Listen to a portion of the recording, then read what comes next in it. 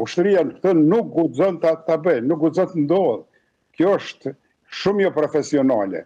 Kjo është jo profesionale, jo serioze, që nga viti 2006 është nënshkruar marrëveshje siç e cekët edhe ju për mos lëvizjen e trupave tonë të FSK-s në atë pjesë të Kosovës. Është marrëveshje, siç e thatë, mjaft serioze mes autoriteteve tona të Kosovës dhe NATO-s, dhe ajo duhet të mirëfillet dhe është shumë jo serioze, mos them jo profesionale, që të ndodhin gjëra të tilla.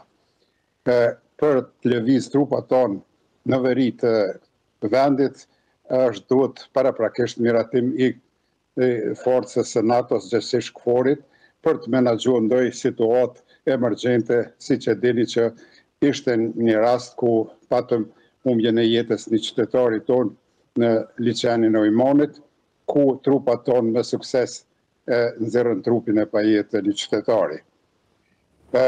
Ushtria, çdo ushtri, po edhe jona, në çdo marrëveshje, çdo lëvizje, i paraprin automjeti i policisë ushtarake apo zyrtarëve të autorizuar, të cilë paraprakisht spjegojnë marshutën, rrugtimin, pushimin dhe ngjarjet që duhet të ndodhin gjatë rrugtimit, ose nëse ndodhet diçka e papritur, atëherë ndalesat ku do të jenë, si do të jenë, e tjera. Kjo është jo profesionale, jo serioze, edhe mendoj që kjo shkelje nuk në asnjë mënyrë nuk është duhet të ndodhë. Kjo ul shumë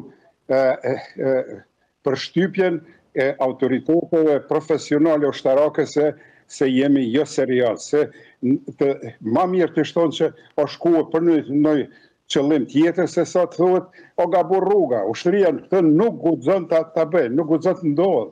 Kjo është shumë jo profesionale. Ushtria jonë duhet të ketë, ka shumë mënyra ushtarake që identifikohen, jo sot në kohën e internetit, ku të në kohën mund të përcillet reliefi dhe rruga ka duhet të vazhdojnë. Kjo gjë duhet të ndërkohet nga autoritetet e FSK-s dhe të jetë një rast i cili duhet të jep mesazh rasteve tjera që mos ndodhin. Se e dim që çështja e sigurisë territoriale dhe në posaçërisht në pjesën veriore të vendit, në ato 4 komuna, autoritet për sigurinë territoriale është vetëm NATO, KFOR-i. Për sigurinë e brendshme është policia e Kosovës. Kështu që kësaj here është bërë një shkelje serioze nga trupat tonë të FSK-s.